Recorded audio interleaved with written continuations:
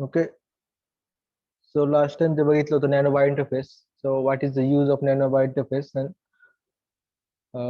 what is the importance of that nanobio interface? Okay, so whenever the nanoparticle interacting with a cell, target cell, or any other target position, it need to be linked with that target position. Okay, so for that purpose, we need a nanobio interface. That is, the interface is nothing but interacting between those nanoparticle and that target cell. Okay? So that interaction point between nanoparticle and target cell. Okay. So then after we need to understand how the nanobio interface are designed. Okay? And what are the actual physical force or chemical force which are relevant for that synthesis of nanobio interface. Okay. So in last lecture we have studied that different physical and chemical reaction occur at that nanobio interface. Okay. So nanobio interface is nothing but a separate part which is designed according to the nanoparticle to interact with that target cell. Okay. So it is generally attached to that nanoparticle and it interacts with the target cell. Okay.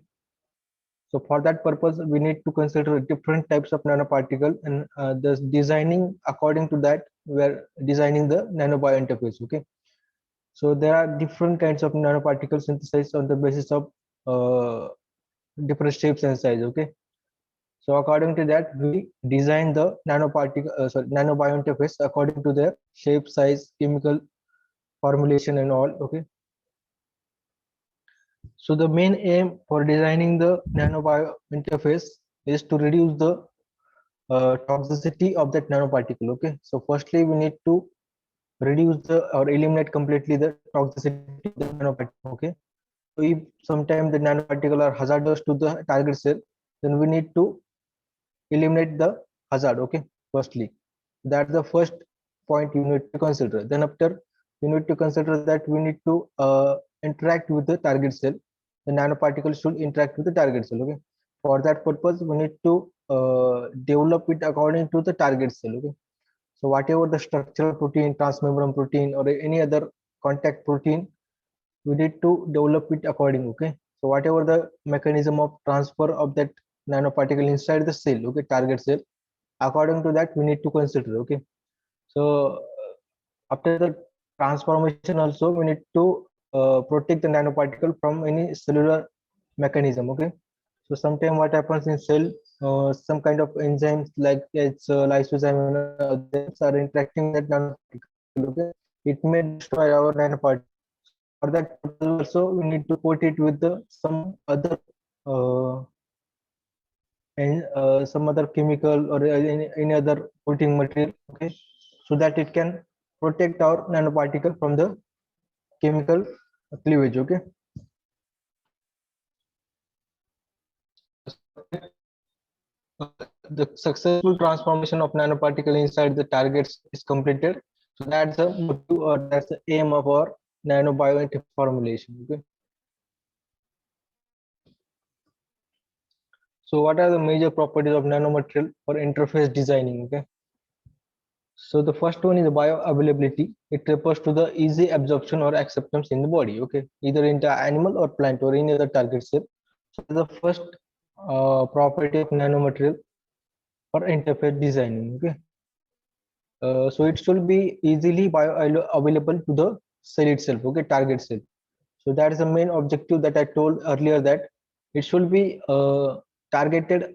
It should be available to the targeted cell only. Okay, so that's the main point. Okay, so for that purpose we need to develop or design our nanobio interface. Okay, the second is a biocatalytic. So the nanomaterial should act as a biocatalyst, like as enzyme that initiate or modifies the rate of chemical reaction in the living body. Okay, so it also act as a biocatalyst.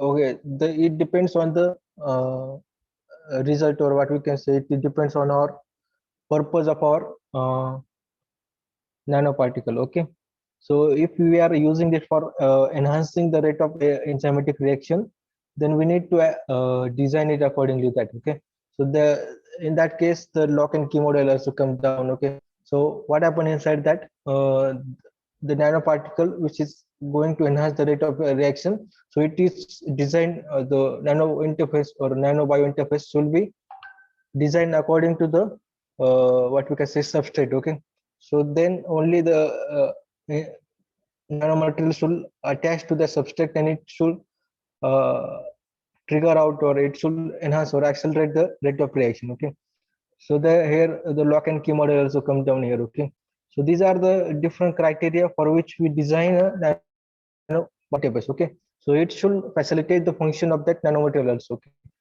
so that is also one of the important point you need to consider. Okay,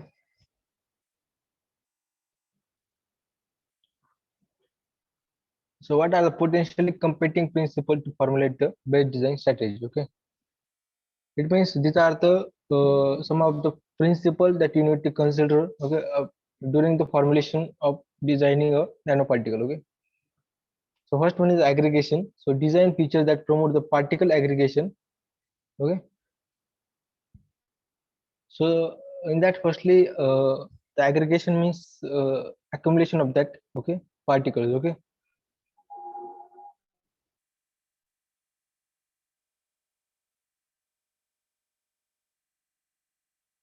such in case of protein also. So this formulation must be aggregate. Okay, or the nano bio interface should be designed according to that. It should be aggregated on that target cell. Okay,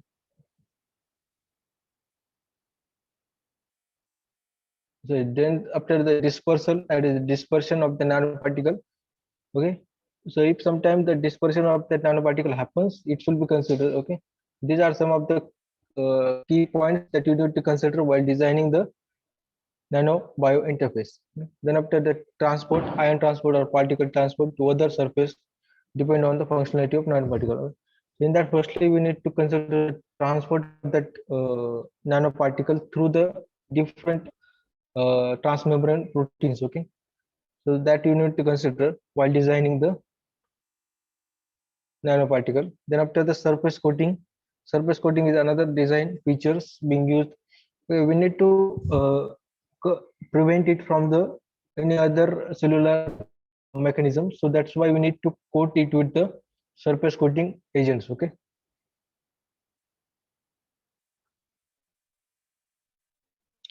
Okay. So the feature of the safe designing of nanoparticle, in that, firstly we cap with the surfactants. Okay. So why we capped with the surfactants? Because it does not react, or it should prevent the our nanoparticle from any enzymatic reaction. Okay, itself. The polymers or complexing ligands coats. Okay. Then after with a low molecular weight antioxidant also. Okay. So these enzyme that is a antioxidant enzyme which prevent from any antioxidant or any what we can say inside the cell there are many uh,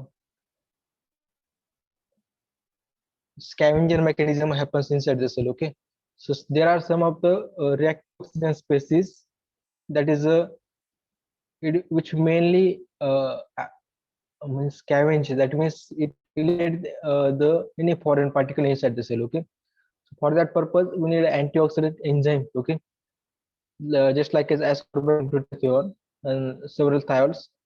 This scavengers enzyme mainly reduce the risk of any attack of the antiox ROS molecule. Okay, so generally what happens inside the cell, uh, whenever the cell is under stress, okay, so the stress may be caused due to the any cause. Okay, so into firstly, if any foreign particle also comes inside the cell, it may go under the stress. Okay, scavenger mechanism act, that means the killing mechanism acts under the stress. Okay, so if any foreign particles also come, there are this ROA, that is reactive oxygen species, produced inside the cell, and it generally cleaving down or changing down the any foreign biomolecule. Okay, so inside the so this mechanism is also applicable to the nanoparticle. Okay, if a single nanoparticle comes inside the cell,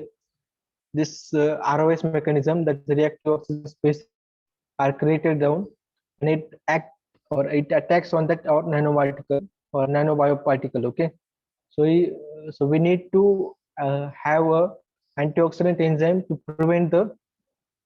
uh, to prevent the attack on that nanoparticle. Okay, these are some of the design features for the nanobio interface. Okay,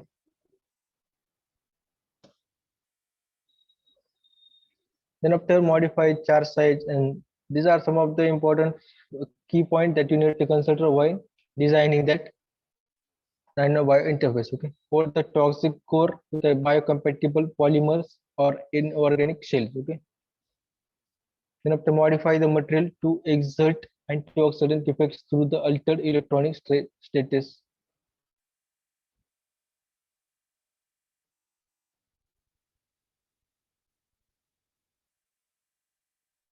Then there are some of the challenges for of nanobio interfaces.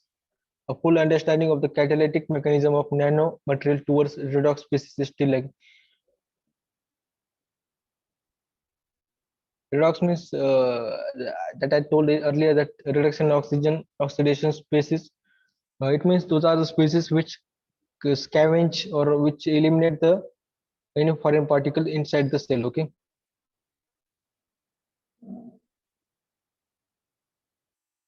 the regulation strategy on the catalytic activity of nanomaterial needs to be developed for their effective application as smarter therapeutic and diagnostic material. Okay?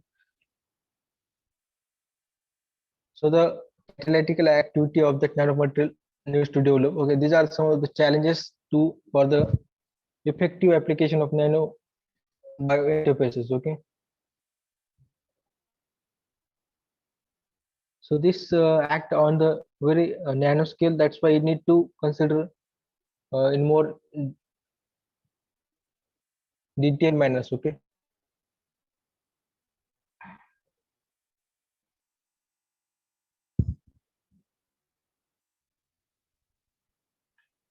this is one of the case study for designing nanobio interface with a fluorescent nano diamonds. Okay,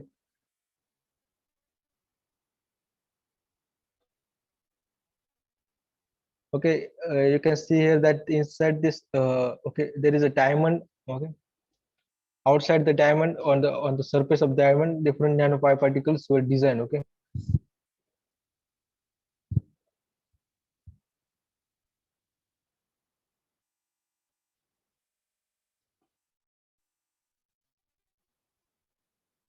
here you can see that this diamond is coated with the silica outside. Okay, then after this copolymer and our nanoparticle at that CRGD is our nanoparticle. Okay, and it labeled for it. Okay, fluorescent. Okay, so that is how we design the interface. Okay,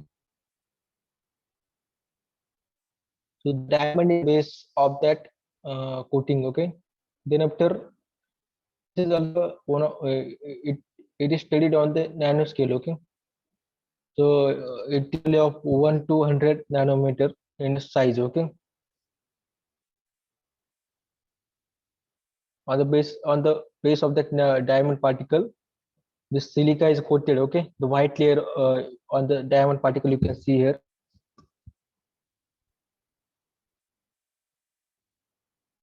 On that, this purple color molecule, that is a copolymer that is linked to our nanoparticle. Okay, and then after this Alexa fluor, it is a fluorescent molecule. So if we need to detect the location or the presence of that nanomaterial, we need to add the fluorescence. Okay, or in case of bio sensor, we need to add that fluorescence. Okay,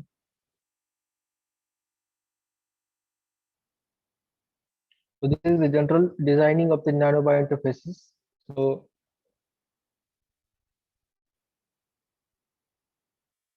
here you can see that we are finding out the presence of that nanomaterial inside the cell. Okay, inside the control cell, there is no presence of this nanoparticle inside at 488 nanometer. So you can see here that this oxygen of the fluorescence at different range of radioactive.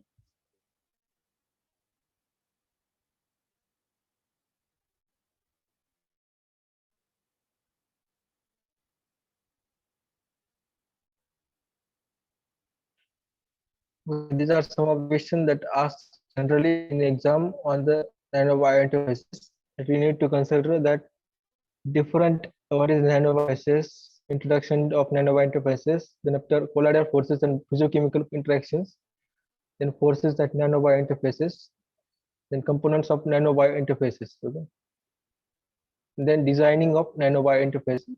So these are some of the questions that generally asked on these topics. Okay, that is nanowire interfaces.